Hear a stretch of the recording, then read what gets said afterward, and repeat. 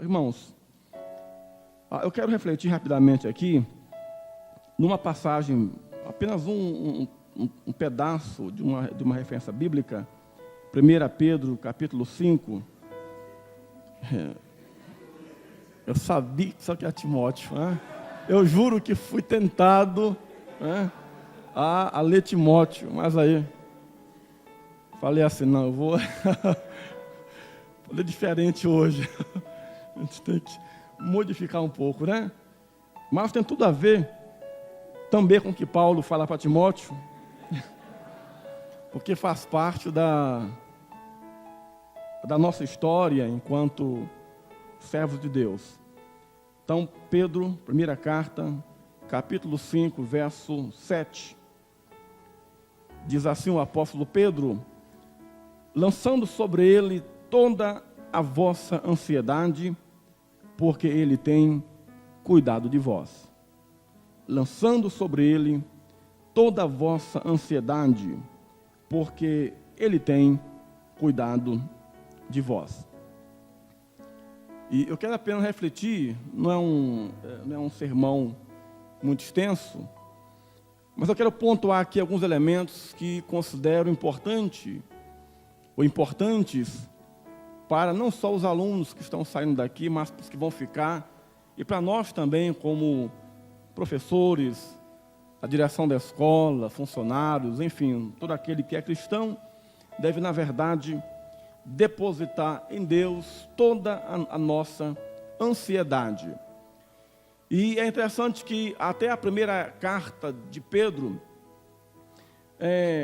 pouco ou quase nada se diz acerca da relação entre cristianismo e o Império Romano. Ou seja, as poucas referências que dizem respeito ao Império Romano dizem apenas acerca do governo de Herodes, que na verdade era um governo local, porque ele governava apenas a região da Galileia, e aliás começou a governar com 25 anos da idade. Então a única referência que nós temos ao Império Romano de maneira própria e plena está em Mateus 22, verso 21, quando Jesus pega aquela moeda e pergunta de quem é a gravura ou a esfinge na moeda. E alguém disse, é de César. E ele responde, então dá a César o que é de César e a Deus o que é de Deus.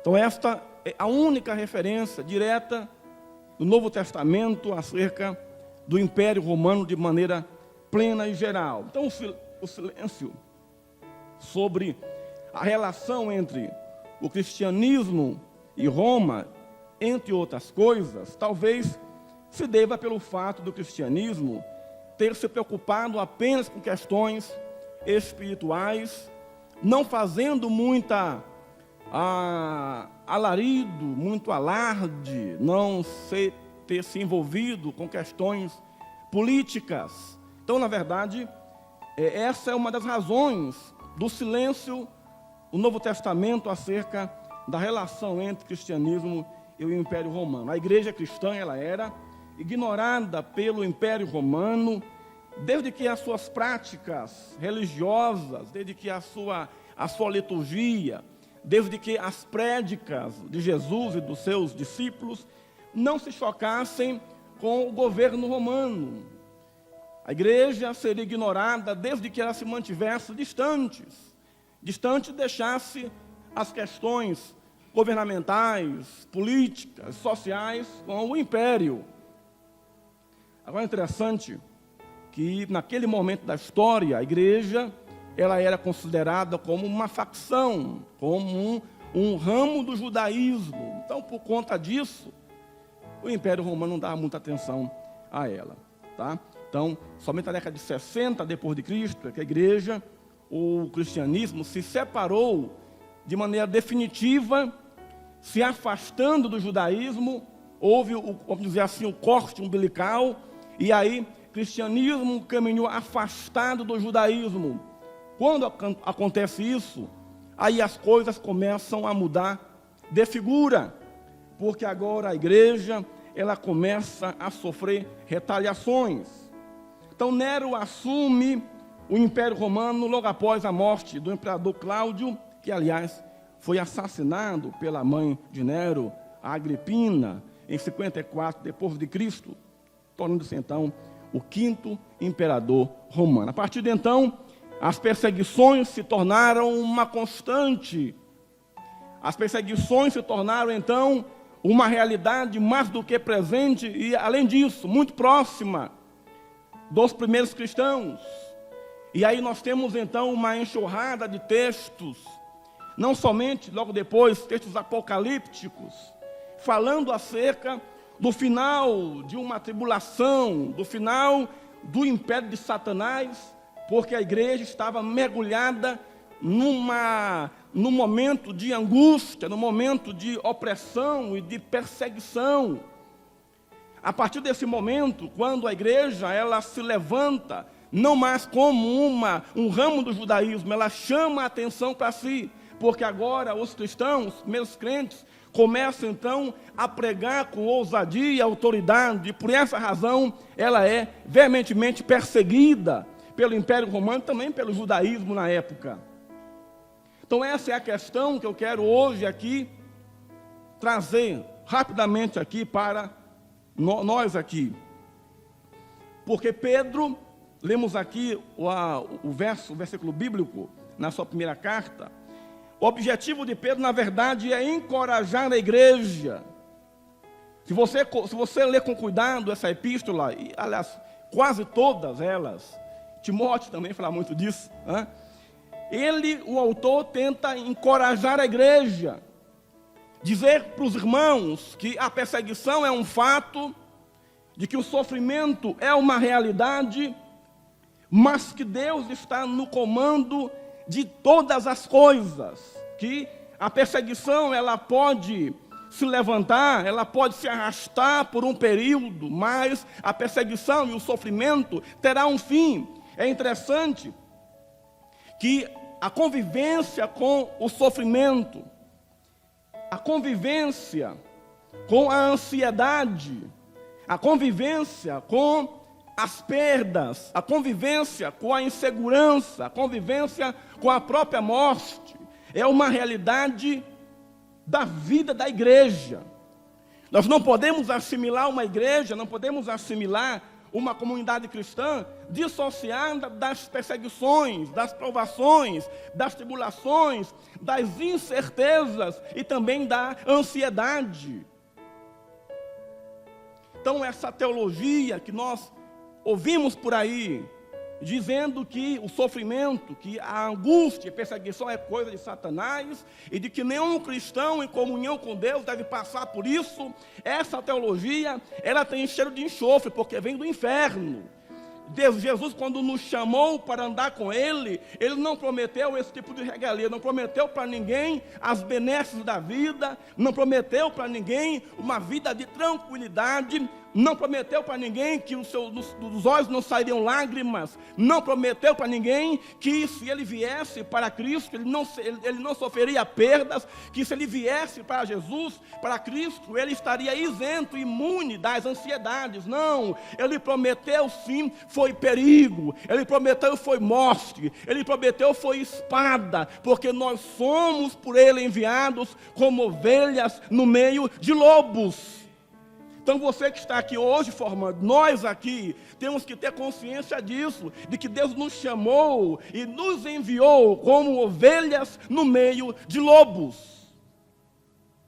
Então essa epístola, ela vem para encorajar a igreja e dizer que o sofrimento é uma realidade. Aliás, o sofrimento é uma das teclas que Pedro mais toca lá, porque ele cita 16 vezes o sofrimento neste momento da sua primeira carta àqueles irmãos. Então foi uma epístola escrita durante a perseguição movida pelo imperador Nero, um ano antes da morte do Pedro. Nero moveu a perseguição no começo da década de 63, ele morreu um ano depois. Então as perseguições, elas fizeram os discípulos, transformaram os discípulos em mártires do cristianismo. Por exemplo, Mateus foi morto à espada na Etiópia. Marcos foi arrastado pelas ruas de Alexandria e Egito até a morte. Lucas foi enforcado na Grécia. Tiago foi degolado em Jerusalém. Tiago Menor foi jogado do pináculo de um templo e quando caiu embaixo, levou paulada até morrer. Filipe foi enforcado de encontro a um pilar na Frígia, na Ásia Menor. Bartolomeu foi esfolado vivo. André, crucificado e pregado na cruz, ele pregava à multidão que observava. André, crucificado, já mencionei, e Paulo foi decapitado em Roma. Pedro, ele mesmo, foi morto, de acordo com a tradição, pregado numa cruz de cabeça para baixo. Teria dito que não era digno de morrer como Jesus morreu. Então João foi o único discípulo que não teve uma morte nesse sentido aqui, de mártir, porque ele não morreu assassinado, mas morreu de velhice,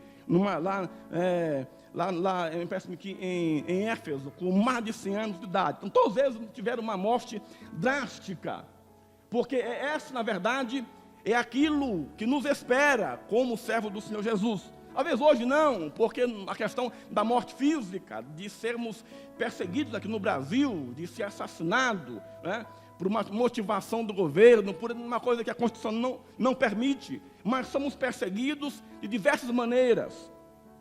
E aí, o texto de Pedro é muito claro e nos chama a atenção. Disse ele, olha, lançando sobre ele o tom da vossa ansiedade, porque ele tem cuidado de vós. Então, para que nós possamos entender melhor o texto, devemos então voltar 2 versículos atrás, quando ele fala no versos 5 e 6, revestivos de humildade, porque Deus resiste aos soberbos, e humilhai-vos, pois debaixo da potente mão de Deus.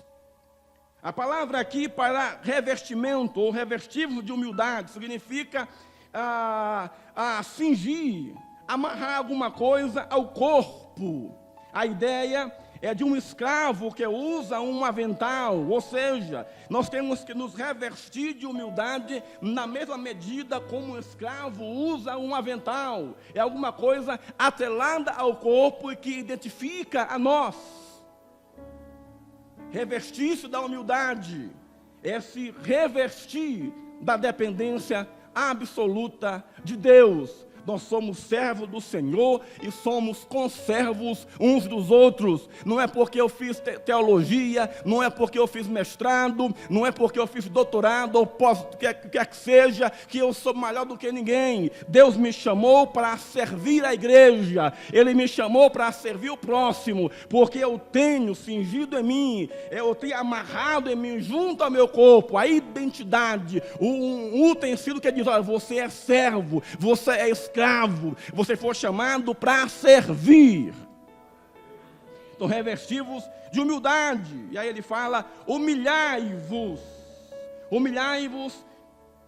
pois debaixo da potente mão de Deus. A expressão, a palavra humilhai-vos aqui, está no aorista imperativo passivo, que significa ajustar-se, coadunar-se ao nível mais baixo, significa conformar-se à crise. Humilhar-se é conformar-se à crise. Sabe por que isso, irmãos? Porque humilhação e crise andam juntas. Eu não posso me humilhar sem passar pela crise. Esse negócio de dizer que é possível a gente se humilhar sob a mão de Deus e fugir das crises, isso é uma mentira, isso é biblicamente impossível. A humilhação exige que a gente passe pela crise. A palavra crise aqui, ela vem do sânscrito, kri, que significa desembaraçar, purificar, limpar. É o mesmo que pegar um pedaço de ouro, colocá-lo no cadinho, botar no fogo, e aí aquecer a tal ponto dela alcançar o ponto de que ela fica líquida, né? E para tirar as impurezas. Quanto mais fogo, mais as impurezas irão saindo. Então, quando passamos pela crise, quando passamos pelas provações, nós estamos sendo purificados pelo Senhor. Eu tenho convicção plena de que todos os alunos do terceiro ano aqui passaram por crises. E quiçá alguns ainda passam. Porque ainda não chegou no final, falta ainda poucos dias, mas não terminou ainda, porque tudo pode acontecer. Tudo pode ocorrer no último instante, no segundo antes da formatura, tudo pode acontecer. Então, se você não está passando por crise, ou já passou, ou vai passar ainda. E a crise vem para nos purificar, para nos amadurecer, para nos fortalecer, para nos conceder estrutura, para suportarmos as dificuldades que com certeza iremos encontrar aí fora. Porque depois de qualquer crise, seja ela física, psicológica, interior ou religiosa, seja o que for, o homem sai purificado, cheio de vida, renovado. E aí a gente ouve aí a voz de Jó, dizendo assim: eu sei que meu Redentor vive e que por fim há de se levantar sobre a face da terra. E aí depois diz assim, no finalzinho do livro dele, eu te conhecia só de ouvir falar, mas depois que eu passei pela crise, os meus olhos agora te podem ver. Então, quando nós passamos pela crise, passamos pela fornalha, pela tribulação, nós começamos a enxergar Deus. E aí perceber que aquilo que a gente ouvia falar de Deus é muito menor diante daquilo que a gente pode ver de Deus. Que o que importa não é ouvir falar, o que importa é ver Deus. É ver Deus. E não se vê Deus com os olhos, se vê Deus com o coração. E está dizendo que não se pode entender Deus pela razão, mas se entende Deus no sentimento, se entende Deus na experiência, na vivência. Então, quando você passa pela crise, quando você vive com Deus, quando você passa pelo fogo com Ele, você passa a vê-lo melhor, não com o olho, a auscultar, não com o ouvido, mas com o coração, com a alma. Deus não cabe na mente, mas cabe no coração. Então a ansiedade não é coisa boa. Eu estava ali pensando, o que é ansiedade? Rubem Alves diz que a saudade existe quando existe a junção do amor e da ausência. Aí nasce a saudade. E a ansiedade nasce, penso eu, da junção entre desejo e incerteza. Eu quero muito, eu desejo muito. Meu objetivo é isso, mas eu não sei se vai dar certo.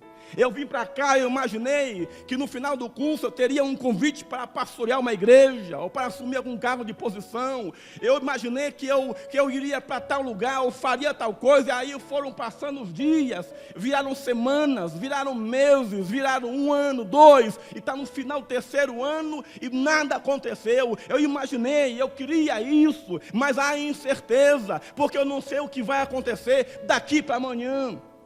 Então a ansiedade está aí. A ansiedade não é boa, meu irmão. Provérbios 2, versículo diz: a ansiedade no coração do homem o abate.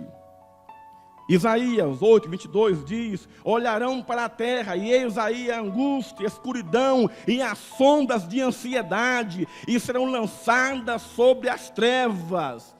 Ezequiel 12, 18 diz: filho do homem, o teu pão comerás com temor, com tremor, e a tua água beberás em estremecimento e ansiedade. Então, a ansiedade não faz bem, a ansiedade não é boa. Então, lancemos sobre ele, lance sobre ele, meu irmão, toda a vossa ansiedade, porque ele tem cuidado de vós. Agora, é interessante que o termo grego para lançar, epireptor, significa lançar algo sobre alguém. Não é aquele verbo balo, lançar, atirar, jogar. Jogar algo para algo. Jogar algo em algum lugar. Aqui é lançar algo sobre alguém. Então, no original grego, faz a gente entender que há uma ligação estreita entre lançar e humilhar. Ou seja, nós só poderemos lançar algo sobre Cristo se estivermos debaixo da sua mão, em plena humilhação. Então, você não poderá lançar nada sobre Ele, a sua ansiedade sobre Ele, se você não estiver debaixo da sua mão, em plena humilhação.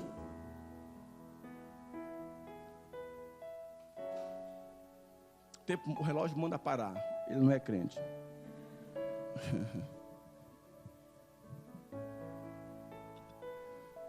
Lançando sobre ele toda a vossa ansiedade. Nós somos humanos, irmãos. Faz parte a ansiedade. Não sei contar a vocês, mas eu senti no último ano, na última semana, um frio no fundo do estômago. Não é fome não, mas dá aquele frio no fundo do estômago, né? Dá aquela frieza. O que fazer agora? Confie no Senhor, irmão. Deus que mandou você vir para cá e você não veio sem propósito. Você não veio porque você mesmo quis vir. É um engano pensar isso. Ninguém veio aqui porque quis vir. Não, eu mesmo vi lá o endereço, fulano me indicou e eu vim, me esforcei, o meu mantenedor, meu pai me manteve, minha mãe me manteve, e eu estou aqui. Não, você veio aqui porque Deus te trouxe aqui. E o mesmo Deus que trouxe você aqui, irmão, Ele vai completar a obra.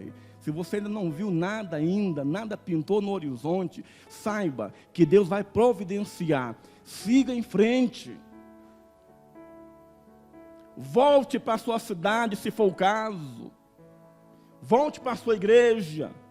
Submeta-se ao seu pastor, à sua liderança. Fique lá sob a sua orientação. Humildemente debaixo da mão dos pastores lá, confiando de que você está debaixo da mão de Deus, e no momento certo, irmão, Ele vai exaltar a tua vida, Ele vai te colocar onde Ele sempre quis te colocar. Tem gente que às vezes queima isso, e às vezes quer fazer as coisas do seu próprio jeito. Não, eu vim aqui porque eu quero assumir, porque eu quero fazer acontecer. E aí trocam os pés pelas mãos, e aquilo que seria bênção transmuda-se em maldição.